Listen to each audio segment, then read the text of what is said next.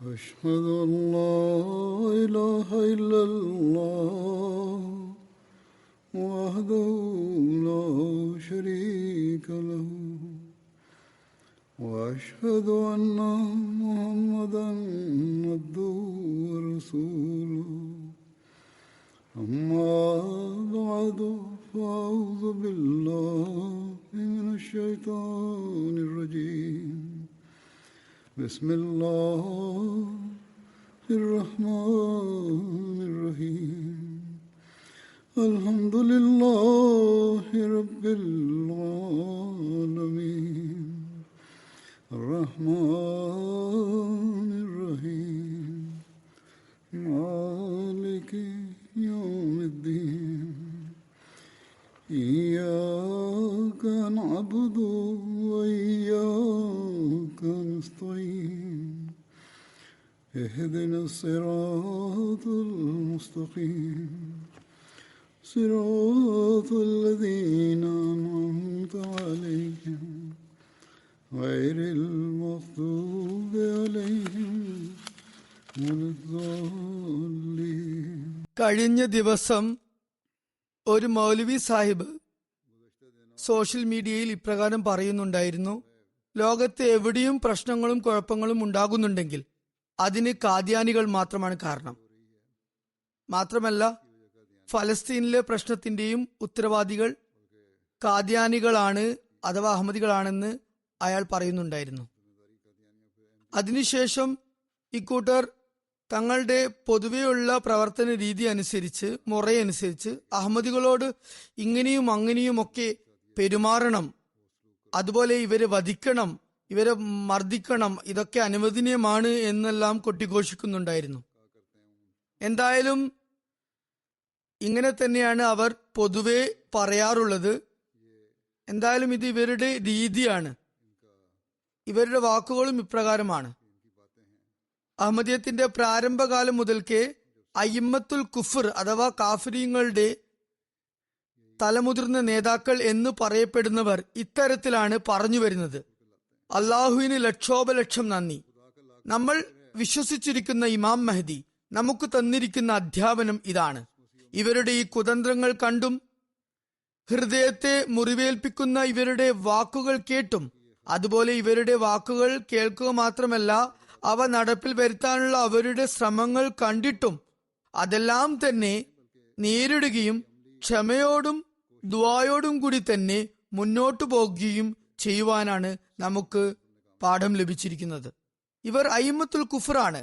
ഇവർ പൊതു മുസ്ലിങ്ങളെ അഹമ്മദിയ ജമാഅത്തിനെ കുറിച്ച് തെറ്റായ കാര്യങ്ങൾ പറഞ്ഞ് ഇളക്കി വിട്ടിരിക്കുകയാണ്.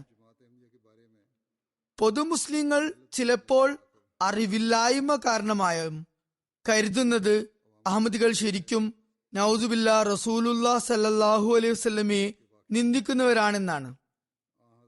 അതുകൊണ്ട് ഇവരോട് ഇങ്ങനെ തന്നെയാണ് പെരുമാറേണ്ടത്, മൗലവിമാർ പറയുന്നതൊക്കെ സത്യമാണ് എന്നിവർ കരുതുന്നു.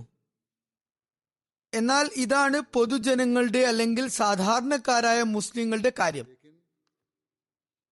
എന്നാൽ അറിവുള്ളവരായ മൗലവിമാരും അതുപോലെ കാര്യവിവരമുള്ളവരും നന്നായി മനസ്സിലാക്കുന്ന കാര്യം ഇവർ പറയുന്ന കാര്യങ്ങൾ, അതായത് ഇവരുടെ കാര്യങ്ങളൊക്കെ അടിസ്ഥാനരഹിതമാണെന്നാണ്.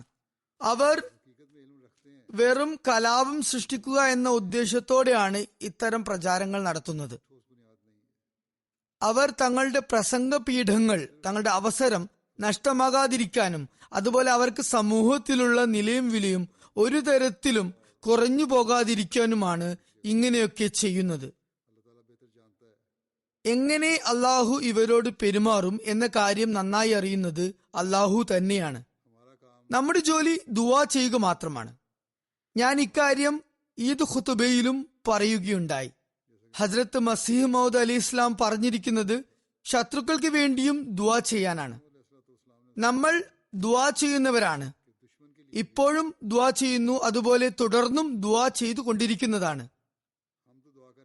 ഈ എതിർപ്പ് നമ്മെ സംബന്ധിച്ചിടത്തോളം ഒരു പുതിയ കാര്യമല്ല. ഇത് ഹസ്രത്ത് മസീഹ് മൗദ് അലി ഇസ്ലാമിന്റെ കാലത്തും ഉണ്ടായിരുന്നു.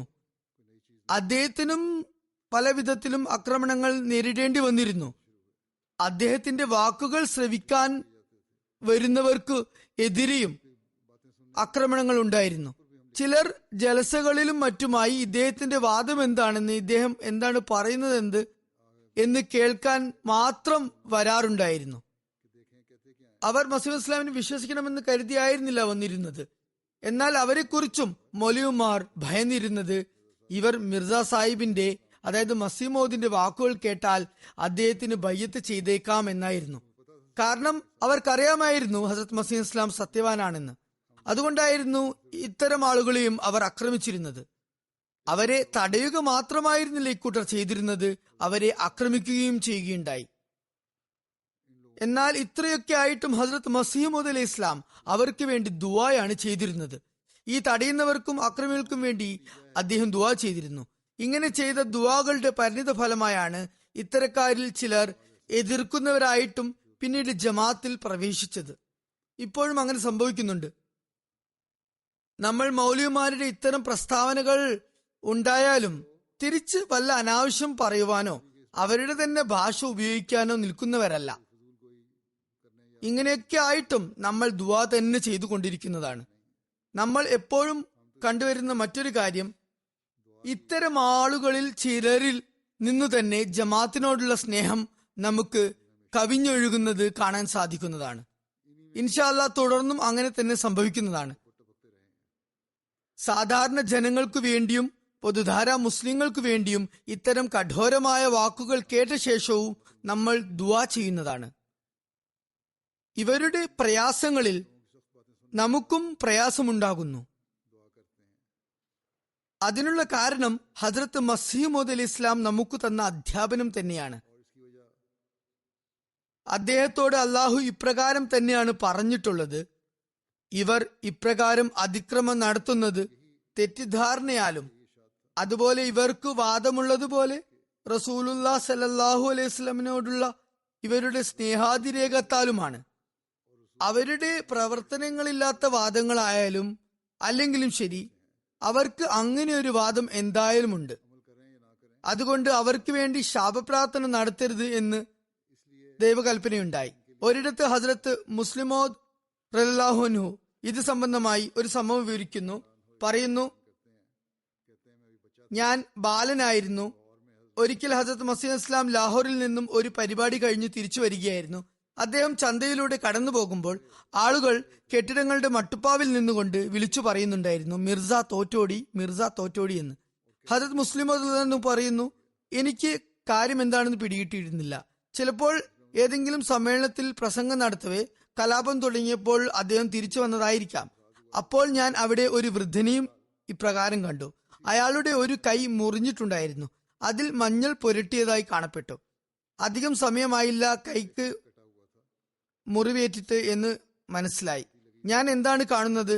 ആ വൃദ്ധനും തന്റെ ആരോഗ്യമുള്ള കൈകൊണ്ട് തന്റെ മുറിഞ്ഞ കൈയിൽ തല്ലിക്കൊണ്ട് പഞ്ചാബിയിൽ ഇപ്രകാരം പറയുന്നുണ്ടായിരുന്നു, മിർസ തോറ്റുപോയിരിക്കുന്നു, മിർസ തോറ്റുപോയിരിക്കുന്നു. ഞാൻ അപ്പോൾ ചെറുതായിരുന്നു. അതുകൊണ്ട് എനിക്ക് അതൊക്കെ കണ്ട് അത്ഭുതം തോന്നിയിരുന്നു. ഇവരെന്തിനാണ് ഇങ്ങനെ മിർസ പരാജിതനായി എന്ന് പറയുന്നത്? അതിനെന്താണ് സംഭവിച്ചത്? എനിക്ക് അക്കാര്യം മനസ്സിലാകുന്നുണ്ടായിരുന്നില്ല. ചിലപ്പോൾ എതിർപ്പായിരിക്കും കാരണം, അല്ലെങ്കിൽ മൗലവിമാർ അവരെ ഇളക്കി വിട്ടതായിരിക്കാം. അതുകൊണ്ട് അവർക്ക് തോന്നിയതുപോലെയൊക്കെ അവർ പറയുന്നതായിരിക്കും. അല്ലാതെ അവർക്ക് കാര്യമൊന്നും മനസ്സിലായിട്ടുണ്ടാകില്ല. എന്തെങ്കിലും പറയണമെന്ന് കരുതി പറയുന്നതാകാം. അതുപോലെ മറ്റൊരു സംഭവം ഇപ്രകാരം വന്നിരിക്കുന്നു. ഒരിക്കൽ ഹസ്രത്ത് മസീഹ് ഇസ്ലാം ലാഹോർ പട്ടണത്തിലൂടെ പോകുകയായിരുന്നു. പിറകിൽ നിന്നും ആരോ അദ്ദേഹത്തെ ആക്രമിച്ചു. അദ്ദേഹം നിലത്തു വീണു. ചില നിവേദനങ്ങളിൽ വന്നിട്ടുള്ളത് അദ്ദേഹത്തിന് കാല് തെന്നി, എന്നാൽ അദ്ദേഹം വീണില്ല എന്നാണ്. ഹദരത്ത് മുസ്ലിം മൗഊദ് പറയുന്നു, അദ്ദേഹത്തെ ജനങ്ങൾ കല്ലെറിയുന്നതായി ഞങ്ങൾ കണ്ടിട്ടുണ്ട്. അന്നാളുകളിൽ കൊടിയ എതിർപ്പായിരുന്നു ജമാഅത്തിനെതിരെ ഉണ്ടായിരുന്നത്. സ്വാഭാവികമായും ജമാഅത്തിലെ ചില അംഗങ്ങൾക്ക് അതൊക്കെ കണ്ട് ദേഷ്യവും വരുമായിരുന്നു. ഇവരെന്തിനാണ് അകാരണമായി ഇങ്ങനെ ചെയ്യുന്നതെന്ന് അവർ കരുതുമായിരുന്നു. അപ്പോൾ ഹസ്രത്ത് മസീഹ് മൗഊദ് അലൈഹി ഇസ്ലാമിന് ഒരു വെളിപാടുണ്ടായി. ഇതുവരെയുള്ള അന്വേഷണത്തിൽ ഈ ഒരു ഇൽഹാമിനെ കുറിച്ച് മറ്റൊരു നിവേദനങ്ങളൊന്നും നമുക്ക് ലഭിച്ചിട്ടില്ലെങ്കിലും ഹസ്രത്ത് മുസ്ലിം മൗഊദ് റളിയല്ലാഹു അൻഹു ആണ് ഇത് റിപ്പോർട്ട് ചെയ്തിരിക്കുന്നത്. ഇൽഹാം ആയിരിക്കാം ഇത്. എന്തായാലും ഹസ്രത്ത് മസീഹ് ഇസ്ലാമിന്റെ ഒരു കവിതാ ശകലം ഇപ്രകാരമുണ്ട്: ദിലേ തു നീസ് ഖാത്തിറെ ഈന നിഗാഹ്ദാർ കാഖർ കുനന്ദ് ദവേ ഹുബ്ബെ പയമ്പരം. അതായത്, അല്ലയോ പ്രവാചകനെ, ഈ മുസ്ലിങ്ങൾ നിന്നെ ഭത്സിക്കുന്നു, എന്നാലും നീ ഇവരെ പരിഗണിക്കുക. ഇത് അള്ളാഹുവാണ് പറയുന്നത്. ഇവരെന്തിനാണ് നിന്നെ തെറിവിളിക്കുന്നത്? നിന്നെ വധിക്കാനായി പിറകെ കൂടിയിരിക്കുന്നത് എന്തിനാണ്? നിന്നെ ആക്രമിക്കുവാൻ ഇവർ എന്തുകൊണ്ട് മുതിരുന്നു? ഇവർ മുഹമ്മദ് റസൂലുള്ളാഹി സ്വല്ലല്ലാഹു അലൈഹി വസല്ലം കാരണമായാണ് നിന്നെ മർദ്ദിക്കുന്നതും അസഭ്യം പുലമ്പുന്നതും. അതുകൊണ്ട് ഇവരെ പരിഗണിക്കുക വളരെ അനിവാര്യമായ കാര്യമാണ്. ഇവർ അനുരാഗികളായതിനാലാണ് നിന്നെ മർദ്ദിക്കുന്നത്. അവർക്ക് റസൂലുള്ളാഹി സ്വല്ലല്ലാഹു അലൈഹി വസല്ലമിനോടുള്ള സ്നേഹമാണ് അതിനുള്ള ഏക കാരണം. അതുകൊണ്ട് അതെന്തെങ്കിലും തെറ്റിദ്ധാരണയായാലും അല്ല മറ്റു വല്ല കാരണമായാലും നീ ഇവരെ എന്തായാലും പരിഗണിക്കുക. ഇവർക്കെതിരെ ശാപപ്രാർത്ഥന നീ നടത്തരുത്. കാരണം അള്ളാഹുവിന് ഏറ്റവും പ്രിയങ്കരനാണ് റസൂലുള്ളാഹി സ്വല്ലല്ലാഹു അലൈഹി വസല്ലം. അതുകൊണ്ട് നമ്മോട് ഇവർ കാണിക്കുന്ന വിരോധത്തിന്റെ പിറകിലുള്ള കാരണം എന്താണെന്ന് നാം നോക്കേണ്ടതുണ്ട്.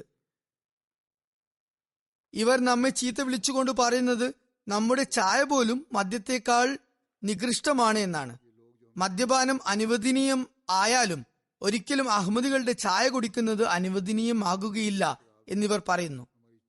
ഇതൊക്കെ വിവരിച്ചുകൊണ്ട് ഹസ്രത്ത് മുസ്ലിം മൗദ് റളിയല്ലാഹു പറയുന്നു, എന്റെ മനസ്സിലുള്ള മുഹമ്മദ് സല്ലല്ലാഹു അലൈഹി വസല്ലമിനോടുള്ള അനുരാഗത്തിന്റെ ജ്വാല അവരിൽ ലക്ഷോപലക്ഷം പേരുടെ മനസ്സിൽ ഉള്ളതിനേക്കാളും അധികമാണ് എന്ന വസ്തുത ഇവർക്ക് തിരിച്ചറിയാൻ സാധിച്ചാൽ ഉടനടി ഇവർ അഹമ്മദികളുടെ കാൽ കീഴിൽ വന്നു വീഴുന്നതാണ്. ഇവർ നമ്മെ എതിർക്കുന്നതിന് കാരണം ഇവർ ധരിച്ചിരിക്കുന്നത് നമ്മൾ റസൂലുള്ളാഹി സ്വല്ലല്ലാഹു അലൈഹി വസല്ലമിനെ എതിർക്കുന്നവരാണെന്നാണ്. ഈ വിരോധം ചില തെറ്റിദ്ധാരണകൾ നിമിത്തമായാണുള്ളത്. അദ്ദേഹം ഇങ്ങനെ വിശദീകരിച്ച ശേഷം ഇപ്രകാരം പറയുകയുണ്ടായി, ജനങ്ങൾ എതിർക്കുകയും എന്നെയോ അതുപോലെ ജമാഅത്തിന്റെ വന്ധ്യസ്ഥാപകനായ ഹസ്രത്ത് മസീഹ് ഇസ്ലാമിനെയോ അല്ലെങ്കിൽ നിങ്ങളെയോ തെറിവിളിക്കുകയും ചെയ്യുന്നെങ്കിൽ ജമാഅത്തിലുള്ളവർ ഒരു കാര്യം മനസ്സിലാക്കണം, ഇവർ നമ്മുടെ സഹോദരങ്ങൾ തന്നെയാണ്. ഇവർ തെറ്റിദ്ധാരണയിൽ അകപ്പെട്ടിരിക്കുകയാണ്. അതുകൊണ്ട് നിങ്ങൾ ഇവരോട് ദേഷ്യം പിടിക്കാതെ ഇവർക്ക് വേണ്ടി ദുആ ചെയ്യുക. നിങ്ങൾ എതിരാളികളെ യാഥാർത്ഥ്യം പറഞ്ഞു മനസ്സിലാക്കുക. നിങ്ങൾ അവർക്ക് യാഥാർത്ഥ്യം ബോധ്യപ്പെടുത്തിയാൽ നമ്മൾ മുഹമ്മദ് റസൂലുള്ളാഹി സ്വല്ലല്ലാഹു അലൈഹി വസല്ലമയുടെ ശത്രുക്കളല്ല, മറിച്ച് യഥാർത്ഥ സത്യപ്രേമികളാണ് എന്ന് അവർക്ക് മനസ്സിലാകുന്നതാണ്. അപ്പോൾ നമ്മെ വധിക്കാൻ തുനിഞ്ഞിരിക്കുന്നവർ, അതിനായി ഔത്സുക്യം കാണിക്കുന്നവർ നമുക്ക് വേണ്ടി മരിക്കാനും സന്നദ്ധരാകുന്നതാണ്. എന്തായാലും നാം അഹമ്മദിയ വിരോധികൾക്ക് വേണ്ടിയും ദുആ ചെയ്യേണ്ടതാണ്. ഞാൻ മുമ്പ് വിവരിച്ചതുപോലെ ഹസ്രത്ത് മസീഹ് മൗഊദ് അലൈഹി ഇസ്ലാം നമ്മെ പഠിപ്പിച്ചത് അവർക്കായി ദുആ ചെയ്യാനാണ്. അവരിൽ നിന്നും തന്നെ അഹമ്മദിയ പ്രേമികൾ നാളെ ഉണ്ടാകുന്നതാണ്. അവരിൽ നിന്നും തന്നെ വിശ്വാസികളും ഉണ്ടാകുന്നതാണ്. ഹസ്രത്ത് മുസ്ലിം മൗഊദ് റളിയല്ലാഹു അൻഹു ഒരിടത്ത് ഹസ്രത്ത് മൗലവി അബ്ദുൽ കരീം സാഹിബിന്റെ ഒരു സംഭവം ഇപ്രകാരം വിവരിക്കുകയുണ്ടായി. ഹസ്രത്ത് മൗലവി അബ്ദുൽ കരീം സാഹിബ് പറയുമായിരുന്നു, ഒരിക്കൽ എന്റെ താമസം മട്ടുപ്പാവിലായിരുന്നു. അതായത് കെട്ടിടത്തിന്റെ മേൽഭാഗത്തായിരുന്നു ഞാൻ താമസിച്ചിരുന്നത്. താഴെയുള്ള നിലയിൽ ഹസ്രത്ത് മസീഹ് മൗഊദ് ഇസ്ലാം താമസിച്ചിരുന്നു. ഒരു രാത്രി താഴത്തെ നിലയിൽ നിന്നും ഒരു സ്ത്രീ പ്രസവവേദന മൂലം ഏങ്ങലടിച്ചു കരയുന്നത് പോലുള്ള ശബ്ദം ഞാൻ കേട്ടു. ഞാൻ ഒന്ന് അമ്പരുന്നു. എന്നിട്ട് ഞാൻ ചെവി കൂർപ്പിച്ച് ശബ്ദം കേൾക്കാൻ തുടങ്ങി. അപ്പോൾ ഹസ്രത്ത് മസീഹ് മൗഊദ് അലൈഹി ഇസ്ലാം ദുആ ചെയ്യുന്ന ശബ്ദമാണ് അത് എന്ന് എനിക്ക് മനസ്സിലായി. അദ്ദേഹം ഇപ്രകാരം പറയുന്നുണ്ടായിരുന്നു, അല്ലാഹുവേ, പ്ലേഗ് നാനാഭാഗത്തും പടർന്നു പിടിച്ചിരിക്കുന്നു. അത് കാരണം ജനങ്ങൾ മരിച്ചു വീഴുന്നു. അല്ലാഹുവേ, ഇവരെല്ലാവരും മരണമടഞ്ഞാൽ പിന്നെ നിന്നെ വിശ്വസിക്കാൻ ആര് ബാക്കിയുണ്ടാകും? ഇതേ സംഭവം തന്നെ മറ്റൊരു നിവേദനത്തിൽ ഇപ്രകാരവും വന്നിരിക്കുന്നു. അദ്ദേഹം തൊട്ടടുത്ത കെട്ടിടത്തിലായിരുന്നു. വാതിലിന് പുറത്തു നിന്ന് ശബ്ദം വരുന്നതായി കേട്ടു. ഇപ്പോൾ പറഞ്ഞ കാര്യങ്ങൾ തന്നെ തുടർന്ന് നടക്കുകയുണ്ടായി. ഹസ്രത്ത് മസീഹ് മൗഊദ് അലൈഹി ഇസ്ലാം ദുആ ചെയ്യുന്നതായി കേട്ടു. ഇപ്രകാരം ദുആ ചെയ്യുന്നുണ്ടായിരുന്നു, ഇവരെല്ലാവരും മരിച്ചാൽ അള്ളാഹുവെ നിന്നെ വിശ്വസിക്കാൻ ആര് ബാക്കിയുണ്ടാകും? എന്നാൽ നോക്കുക, റസൂലുള്ളാഹി സ്വല്ലല്ലാഹു അലൈഹി വസല്ലം ദീർഘദർശനം ചെയ്ത ഒരു ദൃഷ്ടാന്തമായിരുന്നു പ്ലേഗിന്റെ വ്യാപനം. ഹദ്രത്ത് മസീഹ് മൗഊദ് അലൈഹി ഇസ്ലാമിന്റെ പ്രവചനങ്ങളിലും പ്ലേഗിന്റെ ദൃഷ്ടാന്തം ഉണ്ടായിരുന്നു. എന്നാൽ ആ പ്ലേഗ് വ്യാപിച്ചപ്പോൾ ആരുടെ സത്യസാക്ഷ്യത്തിനു വേണ്ടിയാണോ അത് പൊട്ടിപ്പുറപ്പെട്ടത്, ആ വ്യക്തി തന്നെ അള്ളാഹുവിന്റെ സമക്ഷം പൊട്ടിക്കരയുകയാണ്. എന്നിട്ട് പറയുന്നു, അള്ളാഹുവെ, ഇവരെല്ലാവരും മരണപ്പെട്ടാൽ പിന്നെ നിന്നെ ആര് വിശ്വസിക്കാൻ ഉണ്ടാകും? അതുകൊണ്ട് വിശ്വാസികൾ സാധാരണക്കാർക്ക് വേണ്ടി ശാപപ്രാർത്ഥന നടത്തരുത്. കാരണം വിശ്വാസികൾ അവരെ രക്ഷിക്കാൻ നിയുക്തരാണ്. സാധാരണക്കാരെ രക്ഷിക്കുകയാണ് വിശ്വാസികളുടെ ധർമ്മം. അവർക്ക് വേണ്ടി ശാപപ്രാർത്ഥന നടത്തിയെങ്കിൽ പിന്നെ വിശ്വാസികൾ ആരെ രക്ഷിക്കാനാണ്? കാരണം ആ പ്രാർത്ഥന സ്വീകരിക്കപ്പെട്ടാൽ പിന്നെ എല്ലാവരും മരിച്ചു പോകില്ലേ? അഹമ്മദിയത്ത് സ്ഥാപിതമായതു തന്നെ ഇസ്ലാമിനെ രക്ഷിക്കാൻ വേണ്ടിയാണ്. അഹമ്മദിയത്തിന്റെ സ്ഥാപന ലക്ഷ്യം മാനുഷിക മഹത്വം സാധാരണ മുസ്ലിങ്ങൾക്ക് തിരികെ നൽകാനാണ്. അതുകൊണ്ട് നമ്മെ ഏതൊരു കൂട്ടരെ ഉന്നത സ്ഥാനത്തേക്ക് ഉയർത്തുവാനാണോ നിയോഗിച്ചിട്ടുള്ളത്, അവർക്കെതിരെ നാം ശാപപ്രാർത്ഥന നടത്തുന്നത് എങ്ങനെ? ഹദ്രത്ത് മുസ്ലിം മൗഊദ് പറയുന്നു, നിങ്ങളെക്കാൾ കൂടുതൽ ഇക്കാര്യത്തിൽ അള്ളാഹുവിനാണ് ചിന്തയുള്ളത്. അതുകൊണ്ടാണ് അള്ളാഹു ഇൽഹാം മുഖേന ഹദ്രത്ത് മസീഹ് മൗഊദ് ഇസ്ലാമിനോട് ഇപ്രകാരം പറഞ്ഞത്, ഏ ദിലെ തൂ നീസ് ഖാത്തിറെ ഈന നിഗാഹ്ദാർ കാഹിർ കുനന്ദ് ദാവേ ഹുബ്ബെ പേയമ്പരം. ഇതിൽ അള്ളാഹു മസീഹ് മൗഊദ് ഇസ്ലാമിന്റെ ഹൃദയത്തെ അഭിസംബോധന ചെയ്തുകൊണ്ട് അദ്ദേഹത്തിന്റെ വാഗൊണ്ട് തന്നെ ഇപ്രകാരം പറയിപ്പിക്കുകയാണ് ചെയ്യുന്നത്. ഇത് ഭേരയിൽ വെച്ച് ഉണ്ടായ പ്രഭാഷണ വേളയിലുള്ള സംഭവമാണെന്ന് തോന്നുന്നു. മറ്റൊരു സംഭവവും ഇതേ വരികൾ ഉദ്ധരിച്ചുകൊണ്ട് പറയുന്നുണ്ട്. ആദ്യത്തേത് ലാഹോറിലെ സംഭവമായിരുന്നു. ഇത് ഭേരയിൽ വെച്ച് നടന്നതാണ്. പറയുന്നു, ഹദ്രത്ത് മസീഹ് മൗഊദ് ഇസ്ലാമിന്റെ ഹൃദയത്തെ അഭിസംബോധന ചെയ്തുകൊണ്ട് അദ്ദേഹത്തിന്റെ വാഗൊണ്ട് തന്നെ അള്ളാഹു ഇപ്രകാരം പറയിപ്പിക്കുന്നു, അല്ലയോ എന്റെ ഹൃദയമേ, നീ അവരുടെ ചിന്തകളെയും അവരുടെ വികാര വിചാരങ്ങളെയും കുറിച്ച് പരിഗണിക്കുക. അവരുടെ ഹൃദയം മലീമസമാകാതിരിക്കാൻ വേണ്ടിയാണത്. നീ സഹികെട്ട് അവർക്കെതിരെ ശാപപ്രാർത്ഥന നടത്തരുത്. എന്തെന്നാൽ അവർക്ക് നിന്റെ റസൂലിനോട് സ്നേഹമുണ്ട്. അവർ റസൂലുള്ളാഹി സ്വല്ലല്ലാഹു അലൈഹി വസല്ലമയോടുള്ള തങ്ങളുടെ സ്നേഹാധിക്യത്താലാണ് നിന്നെ ചീത്ത വിളിക്കുന്നത്. ഇവർ നിന്നെ ഭർത്സിക്കുന്നത് പ്രവാചക സ്നേഹം നിമിത്തം മാത്രമായാണ്. ഇതാണ് വസ്തുത. നമുക്കറിയാം, നമ്മുടെ എതിരാളികളിൽ ഒരു വിഭാഗം അന്യായമായ നിലയിൽ വിരോധം പ്രകടിപ്പിക്കുന്നുണ്ട്. എന്നാൽ ഒരു വിഭാഗം എന്നല്ല, പാകിസ്ഥാനിലും മറ്റു രാജ്യങ്ങളിലുമുള്ള എതിരാളികളിൽ ബഹുഭൂരിഭാഗവും ഇവരുടെ കെണിയിൽപ്പെട്ടാണ് നമ്മെ എതിർക്കുന്നത്. അതുകൊണ്ട് അവരുടെ ശത്രുത നമ്മുടെ യജമാന പ്രഭുവോടുള്ള അവരുടെ അനുരാഗം മൂലമാണ്. നമ്മൾ റസൂലുള്ളാഹി സ്വല്ലല്ലാഹു അലൈഹി വസല്ലമയെ സ്നേഹിക്കുന്നവരാണെന്ന് അവർക്ക് മുമ്പിൽ സ്പഷ്ടമാകുമ്പോൾ അവർ പറയും, ഇവർ റസൂലുള്ളാഹി സ്വല്ലല്ലാഹു അലൈഹി വസല്ലമയുടെ അന്തസ്സ് നിലനിർത്തുന്നവരാണ്, അതുകൊണ്ട് ഇവരെ എല്ലാവരും പിന്തുണയ്ക്കുവിൻ. അങ്ങനെ ഒരു ദിവസം എന്തായാലും സമാഗതമാകുന്നതാണ് ഇൻഷാ അല്ലാഹ്. ഒടുക്കം എത്ര കാലം ഈ തെറ്റിദ്ധാരണ തുടരാനാണ്? മുസ്ലിം മൗഊദ് റളിയല്ലാഹു അൻഹു വിവരിക്കുന്നു, ഒരു ഇംഗ്ലീഷ് എഴുത്തുകാരൻ ഇപ്രകാരം എഴുതിയിരിക്കുന്നു, നിങ്ങൾക്ക് കുറച്ചു നാളുകൾ മാത്രമേ ലോകത്തിനെ മുഴുവനും വഞ്ചിക്കാനാകുകയുള്ളൂ. അല്ലെങ്കിൽ കുറച്ചു പേര് മാത്രമേ എപ്പോഴേക്കുമായി നിങ്ങൾക്ക് വഞ്ചിക്കാൻ സാധിക്കുകയുള്ളൂ. അതായത് മുഴുവൻ ലോകത്തെയും ചതിക്കാൻ നിങ്ങൾക്ക് അല്പനാളുകളേക്ക് സാധിച്ചേക്കാം. നിങ്ങൾക്ക് കുറച്ചു പേരെ കാലകാലത്തേക്ക് ചതിക്കാനും ആയെന്ന് വരാം. ഇത് തീർത്തും ശരിയായ കാര്യമാണ്. നിങ്ങൾക്ക് മുഴുവൻ ലോകത്തെയും എന്നേക്കുമായി വഞ്ചിക്കാനാകില്ല. അതായത് 100% പേർ കുറച്ചു ദിവസങ്ങളോളം വഴികേടിലായി എന്ന് വരാം. അല്ലെങ്കിൽ 10 പേർ എക്കാലത്തേക്കുമായി വഴികേടിലും ആകാം. എന്നാൽ ഒരിക്കലും തന്നെ മുഴുവൻ ലോകത്തെയും ശാശ്വതമായി വഴികേടിലാക്കാൻ നിങ്ങൾക്ക് സാധ്യമല്ല. അതുതന്നെയാണ് യാഥാർത്ഥ്യം. സത്യം സാവകാശമാണ് പ്രകടമായി വരുന്നത്. നമുക്ക് ഇപ്പോൾ കാണാനാകുന്നത് ഇത്തരം ജനങ്ങളിൽ വഞ്ചിക്കപ്പെടുകയും അതുപോലെ ശത്രുക്കളുടെ വാക്കുകൾ കേൾക്കുകയും ചെയ്തവരിൽ പെട്ടവർ തന്നെ അവസാനം അഹമ്മദികളായി മാറുന്നു. അഹമ്മദിയ ജമാഅത്തിന്റെ അംഗസംഖ്യ എങ്ങനെയാണ് പിന്നെ വർദ്ധിക്കുന്നത്? എതിരാളികളോടൊപ്പം മുമ്പുണ്ടായിരുന്നവർ മുഖേന തന്നെയാണ് വർദ്ധിക്കുന്നത്. അതുകൊണ്ട് ഈ എതിർപ്പിന് ഇൻഷാ അല്ലാഹ് ഒരു നാൾ അന്ത്യം കുറിക്കുന്നതാണ്. ഇക്കൂട്ടരിൽപ്പെട്ടവർ തന്നെ അഹമ്മദിയത്തിൽ വന്നു ചേരുന്നതാണ്. ഒരുപാട് പേർ എനിക്ക് ഇപ്രകാരം കത്തെഴുതാറുണ്ട്, ഇപ്പോഴും കത്ത് വരാറുണ്ട്. ഞങ്ങൾ ജമാഅത്തിനെ എതിർക്കുന്നവരായിരുന്നു, ഞങ്ങളോട് ദുആ ചെയ്യാനും അഹമ്മദിയ സാഹിത്യങ്ങൾ വായിക്കാനും പറയപ്പെട്ടു. ഞങ്ങൾ അപ്രകാരം ദുആ ചെയ്യുകയും അഹമ്മദിയ ഗ്രന്ഥങ്ങൾ വായിക്കുകയും ചെയ്തപ്പോൾ ഞങ്ങൾക്ക് മുമ്പിൽ സത്യം വെളിപ്പെട്ടു. ഞങ്ങൾ ബൈഅത്ത് ചെയ്യാൻ ആഗ്രഹിക്കുന്നു. അവർ ജമാഅത്തിൽ പ്രവേശിക്കുകയും ചെയ്യുന്നു. ഇത് കാലങ്ങളായി നടന്നു വരുന്നതാണ്. ഇത് സംബന്ധിച്ച് ഹസ്രത്ത് മുസ്ലിം മൗദ് റളിയല്ലാഹു അൻഹു എഴുതിയിട്ടുണ്ട്. അതുപോലെ ഇതര ഖലീഫമാരും എഴുതിയിട്ടുണ്ട്. ഒരുപാട് പേർ ഇക്കാര്യം അവരുടെ കത്തിൽ എനിക്കും എഴുതാറുണ്ട്. ഇത് ഇന്നും നടന്നുകൊണ്ടിരിക്കുന്ന കാര്യമാണ്.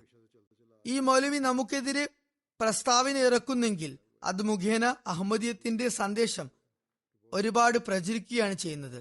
പ്രത്യേകിച്ച് നമുക്ക് നേരിട്ട് സന്ദേശം എത്തിക്കാൻ പ്രയാസമുള്ള ജനവിഭാഗങ്ങളിലും ഇത്തരുണത്തിൽ സന്ദേശം എത്തുന്നു. അതുകൊണ്ട് ഈ വ്യക്തി നമ്മുടെ ഹിതത്തിനായാണ് പ്രവർത്തിക്കുന്നത്. അതുകൊണ്ട് നമുക്കാണ് പ്രയോജനം ഉണ്ടാകുന്നത്. നമ്മൾ ഇത്തരക്കാർക്ക് വേണ്ടിയും ദുആ ചെയ്യാറുണ്ട്. ഇവരിൽ മാന്യതയുടെ വല്ല അംശവും ഉണ്ടെങ്കിൽ അള്ളാഹു അവർക്ക് വിവേകം നൽകുകയും അവർക്ക് തിരിച്ചറിവ് ഉണ്ടാകുകയും ചെയ്യുമാറാകട്ടെ. എന്നാൽ പൊതു മുസ്ലിങ്ങൾക്കായി, സാധാരണക്കാർക്കായി ഒരുപാട് ദുആ ചെയ്യേണ്ടതുണ്ട്. അള്ളാഹു ഇത്തരക്കാരുടെ കെണിയിൽ നിന്നും അവരെ രക്ഷിക്കട്ടെ. എന്തായാലും ഇവർക്ക് നമുക്ക് പ്രയോജനം നൽകുന്നതിന് വേണ്ടിയാണ് ഇവർ ചെയ്യുന്നത്. ഇവരുടെ എതിർപ്പുകളൊക്കെ നമുക്ക് ഗുണകരമാണ്. മുമ്പ് അഹമ്മദിയ സന്ദേശം എത്തിച്ചേരാത്തിടത്തു പോലും ഇങ്ങനെ പ്രചരണം സാധ്യമാകുന്നു. നമുക്ക് നേരിട്ട് അവിടെ സന്ദേശം എത്തിക്കാൻ സാധിക്കുമായിരുന്നില്ല. അങ്ങനെ ഈ സന്ദേശം എത്തിയവരിൽ ചിലർ നമ്മെ ബന്ധപ്പെടുകയും ചെയ്യുന്നുണ്ട്. നമ്മുടെ ജോലി ദുആ ചെയ്യലാണ്, ക്ഷമ കൈക്കൊള്ളുകയാണ്.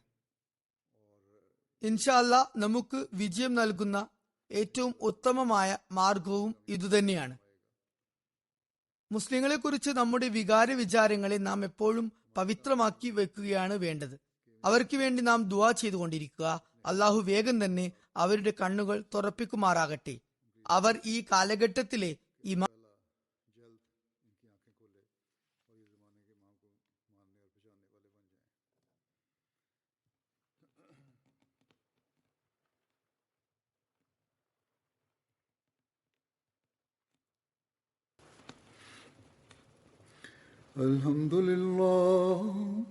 الحمد لله نحمده ونستعينه ونستغفره ونؤمن به ونتوكل عليه ونعوذ بالله من شرور أنفسنا ومن سيئات أعمالنا من يهده الله فلا مضل له ومن يضلل فلا هادي له